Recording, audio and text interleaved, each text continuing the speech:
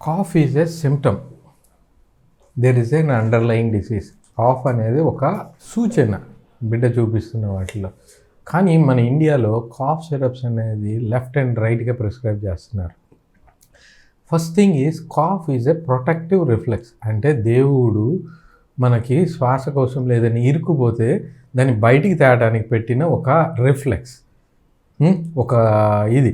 దాన్ని అనగదొక్కితే ఏం మోర్ నష్టం జరుగుతుంది. Most of the times what happens is something is stuck in your Airways, like కఫం కానీ ఏదైనా ఇరుక్కుపోయింది బయటికి ఎలా వస్తుంది. చిన్నపిల్లల్లో అసలు కాఫ్ సిరప్స్ వాడటం అంత చెత్త పని ఇంకొకటి లేదు. But most of the times these days పిల్లలకి కాఫ్ ఎక్కువ రావడం మూలన వైరల్ ఇన్ఫెక్షన్స్లో, పోస్ట్ వైరల్ ఇన్ఫెక్షన్స్లో కాఫ్ ఎక్కువగా వస్తుంది. ఈ కాఫ్ సిరప్స్ ఎక్కువ వాడుతున్నారు. ఈ కాఫ్ సిరప్స్లో సెడేటివ్స్ ఎక్కువ ఉంటాయి. ఇంకొకటి, ఈ మధ్య కాలంలో జరిగిన చాలామంది పిల్లలు ఆఫ్రికాలో చనిపోయినారు. దానికి కారణం ఏంటో తెలుసా? Because of ethylene glycol. Ethylene glycol అనేది ఒక టైప్ ఆఫ్ పాయిజన్. ఇది కాఫ్ సిరప్స్ స్టెబిలిటీ కోసం వాళ్ళు వాడే ఒక ప్రిజర్వేటివ్, యూ కెన్ సే. వీటి మూలంగా it can cause even blindness, it can cause your brain death.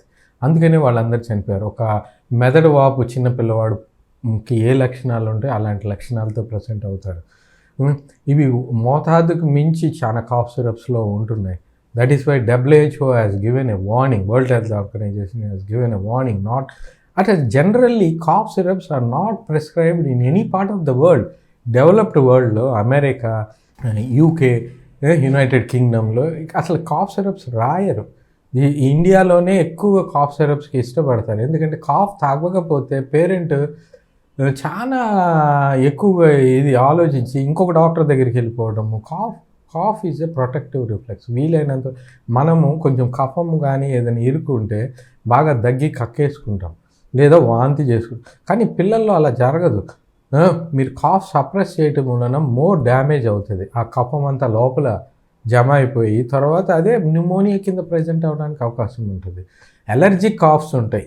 వాటిల్లో we can use some simple normal saline nebulisation వాడినా కానీ, అంటే ఉప్పు నీళ్ళ ఆవిరి తెలుగులో చెప్పాలంటే, అలాంటివి వాడటం వలన ఇట్ విల్ సూదెన్ యువర్ ఎయిర్వేస్. మీ శ్వాస గొట్టాల్లో కొంచెం సూదెనింగ్ వస్తుంది. ఇప్పుడు మనం ఏదైనా నొప్పి వస్తే ఏదైనా బామ్ రాసుకుంటాం. ఎందుకు? అక్కడ సూదెనింగ్ కోసం, ఆ ఫీలింగ్ తగ్గించడానికి కోసం. సో కాఫ్ సిరప్స్ అనేది చిన్నపిల్లల్లో వాడటం చాలా నష్టం జరుగుతుంది. న్యూ బార్న్లో కాఫ్ వస్తే it is a very dangerous symptom. చిన్నపిల్లలు అప్పుడే పుట్టిన నవజాత శిశువుల్లో కాఫ్ వస్తుందంటే it is a serious manifestation which has to be taken very seriously. You should show it to your doctors. కానీ చిన్నపిల్లలు, స్కూల్ గోయింగ్ చిల్డ్రన్లో పోస్ట్ వైరల్ ఇన్ఫెక్షన్స్లో వైరల్ ఫీవర్ వస్తుంది. 4-5 రోజులు జ్వరం ఉంటుంది. అయిపోయిన తర్వాత విపరీతమైన కాఫ్తో వస్తున్నారు. కాఫ్ సిరప్స్ గత 3 నెలల్లో విపరీతంగా వాడారు చాలామంది. కానీ అవి లాభం కంటే నష్టమే ఎక్కువ చేస్తాయి. Most of these cough syrups cough will settle down on its own with supportive measures. అంటే కొన్ని ట్రీట్మెంట్స్ ఉంటాయి, దానికి సపోర్టివ్గా ఇస్తే చాలా వరకు కాఫ్ సెటిల్ అయిపోతుంది. దాని గురించి అంతగా తల్లిదండ్రులు బాధపడాల్సిన అవసరం లేదు. భయపడిపోయి హైరాణ పడిపోయి 4-5 పీడియాట్రిషియన్లు మార్చేసి ఇలా ట్రీట్మెంట్ ఇవ్వడం వలన మీకు నష్టం ఎక్కువ జరుగుతుంది. వాళ్ళ మానసిక ఎదుగుదల కూడా తగ్గిపోతుంది. ఇవన్నీ మెదడు మీద పనిచేస్తాయి.